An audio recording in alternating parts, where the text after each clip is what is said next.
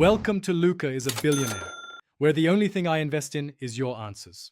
You start by confirming the Lenovo model, and that Windows is encrypted with Bitlocker. This matters because recovery methods differ. Once done, locate the 48-digit Bitlocker recovery key or, at minimum, the recovery key ID. If you don't have the key locally, sign into the associated Microsoft account on another device and retrieve the key from device's Bitlocker recovery keys. Make sure secure internet access is available. Without the matched key ID, you cannot proceed safely to unlock the drive.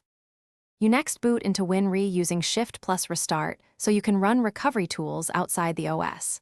Once in Troubleshoot, open Advanced Options and choose Command Prompt. This prevents accidental writes. Use Manage BDE Status C to confirm the encrypted volume and get the key protector ID. Then run Manage BDE Unlock C. Recovery password your 48-digit KAY to decrypt temporarily. And finally, use Manage BDE Protectors Add C. Recovery password to re-establish a permanent protector if needed. This sequence unlocks the drive safely. Once the drive is unlocked, you should repair the file system with chkdskc/f and verify system files via sfc/scano. This prevents boot loops. Reboot into Windows, then optionally suspend or decrypt and re-enable Bitlocker to refresh protectors and bind to TPM.